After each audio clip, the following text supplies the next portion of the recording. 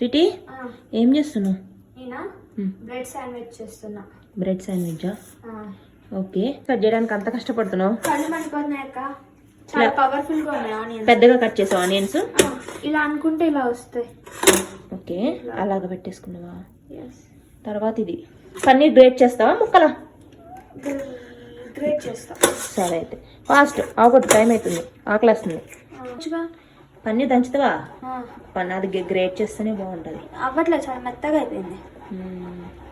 వచ్చేస్తుందిలే. అక్కడ హీట్ అయినట్టుంది ఆయిల్? అయింది, ఇలా చేసుకోవాలి. చిన్న గ్రేట్ చేస్తే అచ్చం చీజ్ లా ఉంది కదా.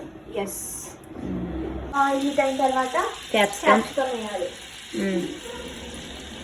ఫ్లేమ్లో ఫ్రై చేసుకోవాలి. క్యాప్సికమ్ వేసి ఫ్రై చేస్తున్నావు. ఫస్ట్ క్యాప్సికమ్ వేసావా? ఫస్ట్ క్యాప్సికమ్ వేసా. ఆనియన్స్ ఎందుకు? ఆనియన్స్ తొందరగా మగ్గిపోతాయి. ఆనియన్స్ ఫ్లేవర్ వచ్చినాయి కాదు, క్యాప్సికమ్ ఫ్లేవర్ వస్తే బాగోదు.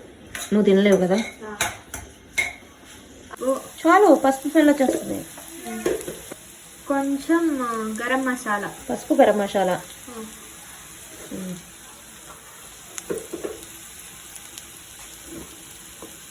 కారం లైట్గా.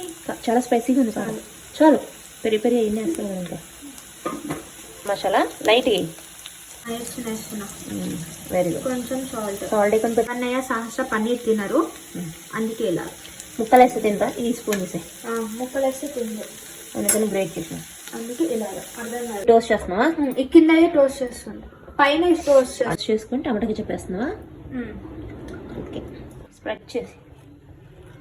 నాకైతే చీజ్ కావాలా ఫస్ట్. మోర్ చీజ్ తీసుకోవడానికి 10 minutes పడుతుంది. ఇన్ని చాలంటే టైం పడుతుంది.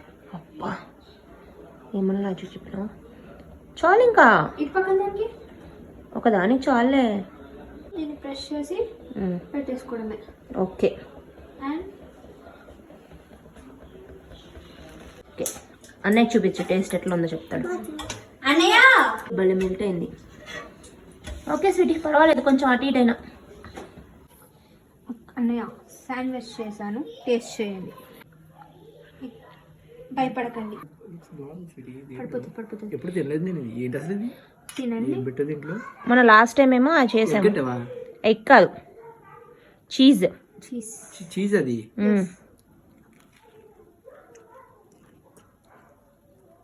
బాగుందా? ఓకే. రెసిపీ అయితే నాకు చాలా బాగా నచ్చిందండి.